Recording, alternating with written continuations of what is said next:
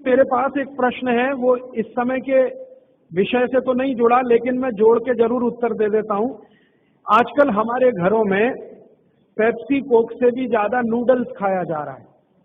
Pepsi Coke कम हुआ है पिछले 2-3 साल में, अच्छा हुआ, नूडल्स खाया जा रहा है। तो नूडल्स के बारे में आपको एक जानकारी दे दूं कि सबसे खराब वस्तु अगर खाने की कोई हो सकती है, कचरे में कचरा, तो वो यही है नूडल्स।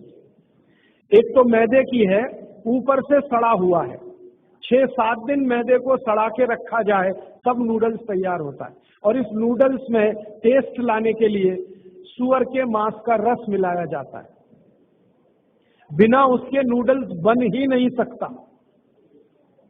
जो मैगी है ना, मैगी या कोई भी नूडल्स, सुअर के मांस का रस, सड़ा हुआ मैदा, 6-6 दिन पुराना, उससे तैयार हुआ है। अब आप तय कर लो खाना है या नहीं खाना। एक प्रश्न है होती है, तो ये भी इनके क्वालिटी का बहुत बड़ा भ्रम है। लोगों को बहुत बड़ा भ्रम ये हो गया है कि विदेशी कंपनियों के माल में क्वालिटी ज्यादा है, इसलिए लोग उसे खरीदते हैं। मैं आपको कई विदेशी कंपनियों के माल की केमिकल एनालिसिस रिपोर्ट प्रस्तुत कर सकता हूं, जो हमने लेबोरेटरी चेक कराया, कोई क्वालिटी नहीं है उनके माल। घटिया से घटिया क्वालिटी का माल वो बेच रहे हैं। मैं नाम लेके बताऊं, एक अमेरिकन कंपनी है जिसका नाम है कॉलगेट पामोलिव, टूथपेस्ट बेचती है।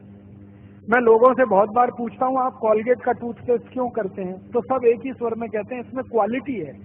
तो फिर मैं पूछता हूं अच्छा क्या क्वालिटी है? तो कहते हैं इसमें झाग बहुत बनता है। तो फिर मैं कहता हूं झाग तो रिन में भी बनता है, एरियल में भी बनता है। झाग तो शेविंग क्रीम में सबसे ज्यादा बनता है, तो शेविंग क्रीम से ही दांत साफ कर लिया करो अगर झाग ही चाहिए तुम्हें।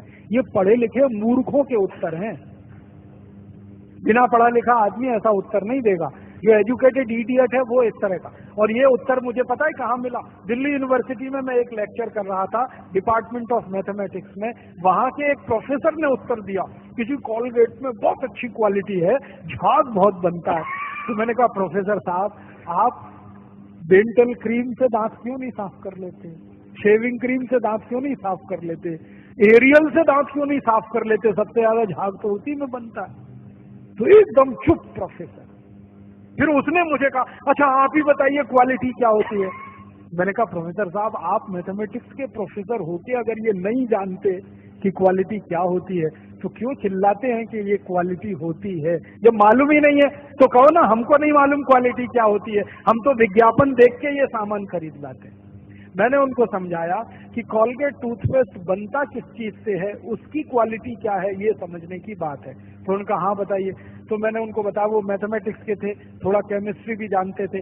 केमिस्ट्री में एक केमिकल होता है, उसका नाम है सोडियम लॉरेल सल्फेट, उससे कॉलगेट बनता है। क्योंकि सोडियम लॉरेल सल्फेट डाले बिना किसी भी टूथपेस्ट में झाग पैदा नहीं हो सकता। और सोडियम लॉरेल सल्फेट का आप देख लीजिए, आप में से थोड़े भी केमिस्ट्री पढ़े हुए लोग हैं तो केमिस्ट्री की डिक्शनरी में सोडियम लॉरेल सल्फेट देखिए, उसके सामने लिखा हुआ है पॉइजन, जहर है।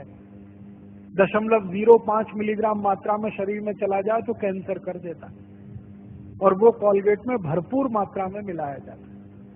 और आपको एक जानकारी दूं, अमेरिका और यूरोप के देशों में कॉलगेट जब बेचा जाता है ना, तो उस पर अंग्रेजी भाषा में चेतावनी लिखनी पड़ती है कॉलगेट के पेस्ट पर। जैसे भारत में सिगरेट के पैकेट पर लिखा रहता है ना, सिगरेट पीना स्वास्थ्य के लिए हानिकारक है, वैसे अमेरिका और यूरोप में कॉलगेट के डिब्बे पर लिखा रहता है कॉलगेट करना स्वास्थ्य के लिए हानिकारक है। लिखते अंग्रेजी में है, मैं बताता हूं वो क्या लिखते हैं। वो 3 वाक्य लिखते हैं। पहला लिखते हैं Colgate is injurious to health, स्वास्थ्य के लिए खतरनाक है। दूसरा वाक्य लिखते हैं please keep out this Colgate from the reach of the children below 6 years. माने 6 साल से कम उम्र के बच्चे को ये पेस्ट नहीं देना। क्यों? बच्चे चाट लेते हैं उसको और उसमें कैंसर करने वाला केमिकल है, इसलिए कहते हैं बच्चों को नहीं देना ये टूथपेस्ट। फिर आगे के सेंटेंस में लिखते हैं in case of accidental injection please contact immediately poison control centre. माने गलती से किसी बच्चे ने कॉलगेट कर लिया तो तुरंत हॉस्पिटल लेके जाना उसको, इतना खतरनाक है। और तीसरा सेंटेंस लिखते हैं if you are a adult then take the paste on your brush only in pea size. मतलब क्या है, अगर आप बड़े आदमी हैं तो अपने ब्रश पर बिल्कुल थोड़ी मात्रा में चने या मटर के दाने से आधी मात्रा में ही कॉलगेट लेना, क्योंकि कार्सिनोजेनिक है।